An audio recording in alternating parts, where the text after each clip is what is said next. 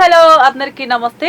ఇప్పుడు మనతో పాటు ఉన్నారు D10 విన్నర్ రాజు గారు. ఆయనతో మాట్లాడి ఆయన కెరీర్ ఎలా స్టార్ట్ అయింది, ఆయన ఎలాంటి సక్సెస్లు అందుకున్నారు, ఎలాంటి విమర్శలు పొందారు అండ్ ఇప్పుడు ఆయన లైఫ్ ఎలా ఉంది అనేది ఆయన మాటలోనే తెలుసుకుందాం. హలో అండి. హాయ్. హాయ్ అండి. ఎలా ఉన్నారు? సూపర్, బాగున్నాను. ఓకే, ఫస్ట్ ఆఫ్ ఆల్ ఈరోజు మీ గురించి మొత్తం మీ ఫ్యాన్స్ కి చెప్పేయాలనుకుంటున్నాం. మీరేమనుకుంటున్నారు? నేను ఆల్రెడీ అన్ని చెప్పేసాను. మళ్ళొకసారి తప్పకుండా. ఎందుకంటే మీలాంటి వాళ్ళ స్టోరీస్ ఎన్నిసార్లు విన్నా కొందరికి ఇన్స్పిరేషన్ గానే ఉంటాయి. ఎందుకంటే మనం కష్టపడుతూ పైకి వచ్చిన వాళ్ళు ఉంటారు కదా, అందులో మీరు ఒకరు. కాబట్టి మీలాంటి స్టోరీస్ నేటి తరం వాళ్ళకి చాలా ఇన్స్పిరేషన్ గా ఉంటాయి, చాలా మంది తీసుకుంటారు. సో చెప్పండి, మీ కెరీర్ ఎలా స్టార్ట్ అయింది? చిన్నప్పటి నుంచి చెప్పుకుంటూ వెళ్ళిపోండి. ఒక్కొక్క మీరే క్వశ్చన్ అడగండి, నేను చెప్తాను. నేను అంటే లైన్ చెప్పలేదు కదా. అలా అయితే ఓకే. యాక్చువల్లీ మీది నెగిటివ్ ప్లేస్ ఏంటి? నెగిటివ్, నేను పుట్టింది సత్తుపల్లి అనమాట. సత్తుపల్లిలో సెవెంత్ క్లాస్ వరకు అక్కడ ఉండి దాని తర్వాత ఖమ్మం తీసుకొచ్చారు. ఖమ్మంలోనే ఉన్నాను. నేను 10th ఇక్కడికి వచ్చేసాను అనమాట, హైదరాబాద్కి. అప్పటి నుంచి ఇప్పుడు ఎగ్జాక్ట్గా 10 years అయింది. అప్పటి నుంచి ఇక్కడే ఉన్నాను. ఏ ఇయర్ 10th మీది? 2014 అప్పుడు. 14-15 years. ఓకే. డాన్సింగ్ లోకి ఎలా ఎంట్రీ ఇచ్చారు? అప్పుడే నా 10th లోనే నాకు డాన్స్ అంటే చాలా ఇష్టం అనమాట. మా చెల్లి స్టేజ్ మీద చిన్నప్పటి నుంచి చేస్తూ ఉండేది, కానీ నాకు కొంచెం చెయ్యాలన్నా కానీ భయం ఉండేది, చేసేవాడిని కాదు. అంత డాన్స్ పియర్ నుంచి మీరు ఇప్పుడు ఒక డాన్స్ మాస్టర్ కి ఎదిగారంటే సూపర్ అండి. మీ చెల్లి కూడా డాన్సరా? చెల్లి బాగా అంటే డాన్సర్ వేసింది, బాగా వేస్తుంది చెల్లి. ఇప్పుడు మీ చెల్లి ఏం చేస్తున్నారు? తను బ్యూటిషియన్ ఇప్పుడు. ఓకే. ఎందుకండి అంత మంచి డాన్స్ అని బ్యూటిషియన్ చేశారు? తనకి నచ్చిన ఫీల్డ్ తను నేర్చుకుంది. ఓకే, అలా అయితే ఓకే. తర్వాత డాన్స్ లోకి వచ్చినాక ఎలా ఉంది మీకు అంతా? అంటే ఫస్ట్ స్ట్రగుల్ అందరికీ ఉంటుంది, బట్ ఏంటంటే మనం మిడిల్ క్లాస్ పర్సన్స్ కదా, మనకి ఇంకా దానికి మించి చేయాలి కాబట్టి సో ఇంకెక్కువ కష్టపడి ఎగ్జాక్ట్లీ ఒక 3 years కష్టపడ్డాను. 4th yearకి కంటెస్టెంట్ అయ్యాను. వచ్చిన ఛాన్స్ని వదులుకోకూడదు కాబట్టి గట్టిగా నిలబడి విన్ అయ్యాను. Okay, super. 10th లోనే మీరు ఇటు డాన్స్ అటు స్టడీ ఎలా మేనేజ్ చేసుకున్నారు అసలు? అండ్ ఇంకొకటి, మీరు చాలా స్ట్రగుల్ అవుతూ 2 మేనేజ్ చేసుకున్నాను, మిడిల్ క్లాస్ ఫ్యామిలీ అని చెప్తున్నారు. అసలు ఎలా ఫోకస్ పెట్టారు అటు స్టడీస్ మీద ఇటు డాన్సింగ్? యాక్చువల్లీ నా 10th లోనే మా చైత్ర మాస్టర్ నన్ను డీలో ఛాన్స్ వచ్చింది రావాలి అంటే, డీలో ఛాన్స్ వచ్చిందా నాకన్నా. అప్పుడు డి అంటే మనలా అంటే అప్పుడు అక్కడ ఉన్న డి అంటే ఒక అంత పెద్ద ప్లాట్ఫామ్లో మాకు ఛాన్స్ వచ్చింది అనగానే గ్రేట్. అది మాకు ఎక్కడ వెనకాల చేసినా చాలు, లేదంటే ప్రాపర్టీ పట్టుకున్న చాలా అని ఒక ఉండేది. ఎందుకంటే ప్రభుదేవ సారు, శేఖర్ మాస్టర్ ఇలాంటి పెద్ద, జానీ మాస్టర్ ఇలాంటి పెద్ద చేసిన వాళ్ళు అలాంటి స్టేజ్ మీదకి నేను వెళ్తున్నందుకు చాలా హ్యాపీ ఫీల్ అయ్యా. ఉంటారు కదా డాన్సర్లో కూడా కొంతమందికి పడిన వాళ్ళు కూడా అయ్యి ఉంటారు. సో నన్ను ఎక్కడో వెనకాల పెట్టేశారు, నేను వెనకాల ఉన్నాను నా 10th అప్పుడే. బట్ చిట్టి మాస్టర్ నన్ను ఎంత వెనకాల ఉన్నా కానీ నేను చేసే డ్యాన్స్ చూసి, తమ్ముడు నువ్వు బాగా చేస్తున్నావు అని చెప్పి చిట్టి మాస్టర్ బాగా అన్నారు. అట్లా 2 schedules చేశాను. అంటే 2-3 months చేసిన తర్వాత 10th class ఎగ్జామ్స్ వెళ్ళాను. ఎగ్జామ్స్ కంప్లీట్ చేశాను. నాకు ఫోన్ వచ్చింది. సాయితేజ్ మాస్టర్, చిట్టి మాస్టర్, చైత్ర మాస్టర్ ముగ్గురు ఫోన్ చేసి నేనే చదివించుకుంటాం నువ్వు వచ్చి అని చెప్పేగానే నేను హైదరాబాద్ వచ్చి ఇంకా మాస్టర్ వాళ్ళతోనే ఇటు షేక్పేట్ ఇంటర్నేషనల్ కాలేజ్లో చదువుకుంటూ ఇటు డ్యాన్స్ చేస్తున్నాను. First year, second year indigenous to Dhee Jodi background డాన్సర్గా 2 చేసుకుంటూ చదువుకొని పాస్ అయ్యాను. ఓకే, మీ మాస్టర్ల సపోర్ట్ తోని రెండిట్లో మీరు నెగ్గానని చెప్తున్నారు.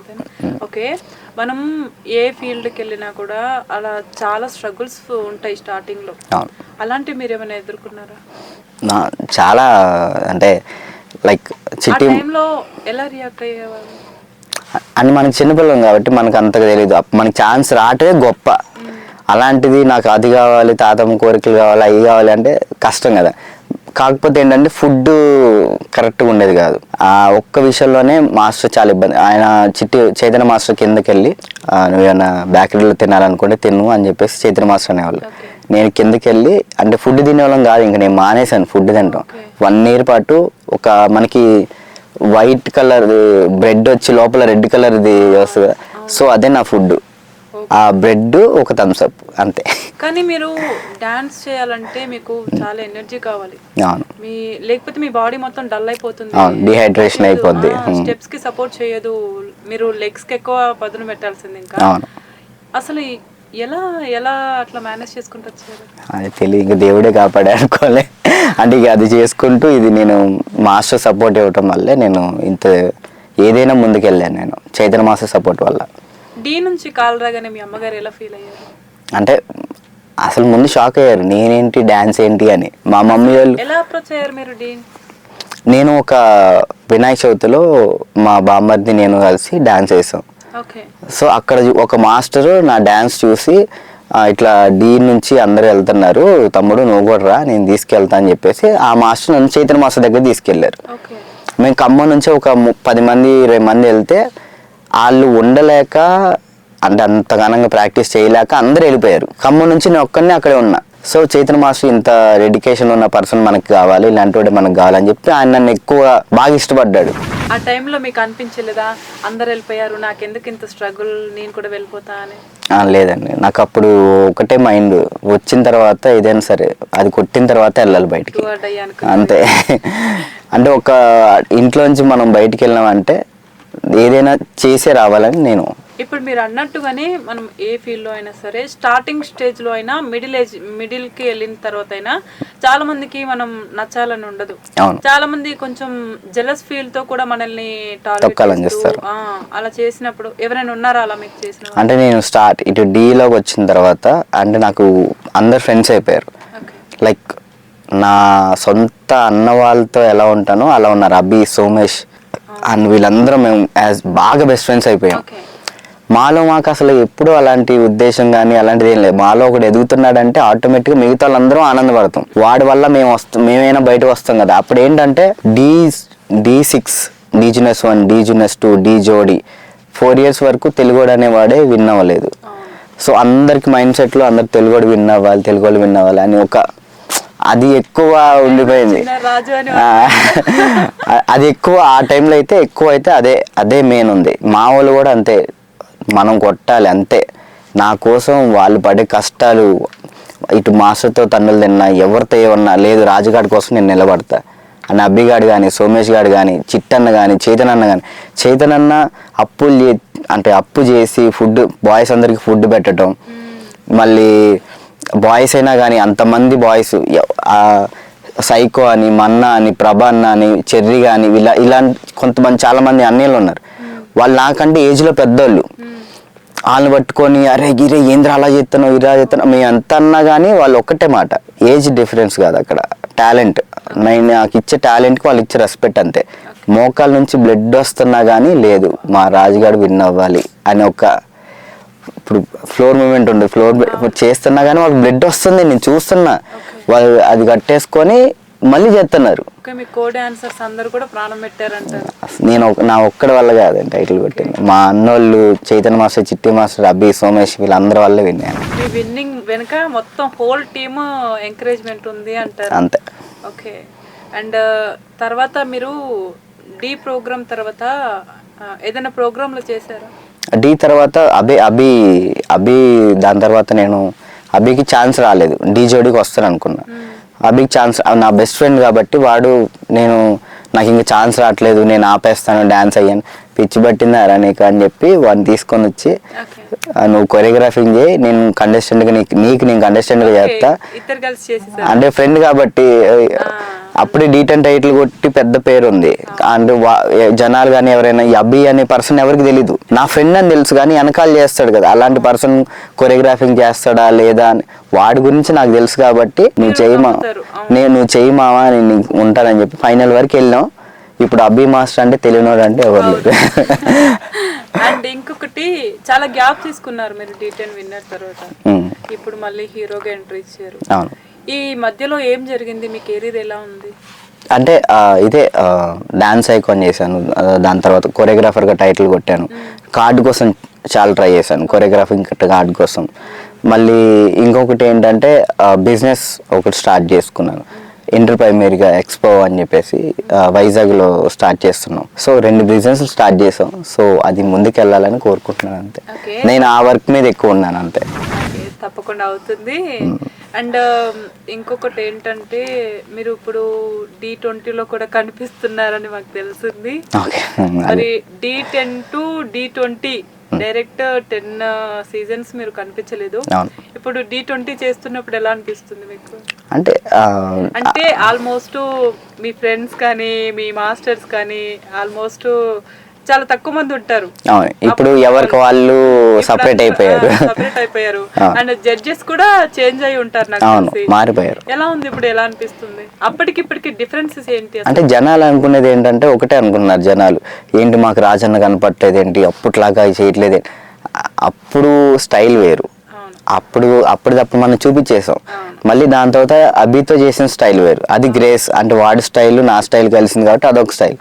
మళ్ళీ సేమ్ అదే ప్యాటర్న్ నేను ఇప్పుడు తీసుకురాలేను. నేను కొత్తగా తీసుకొస్తుంటే జనాలకి ఏంటంటే నచ్చట్లే. అంటే కొంతమందికి నచ్చుతుంది, కొంతమందికి నచ్చట్లే. లేదు అన్న నువ్వు అప్పట్లా చేయట్లేదు అంటే, ఇప్పుడు పడ్డానంటే అప్పుడేమంటారు, సర్కస్ చేస్తున్నావు డాన్స్ చేయట్లేదు అంటారు. సరే పడుకొని డాన్స్ చేస్తున్నావు అంటే అన్న నువ్వు రాజన్న కనపడట్లేదు అంటారు.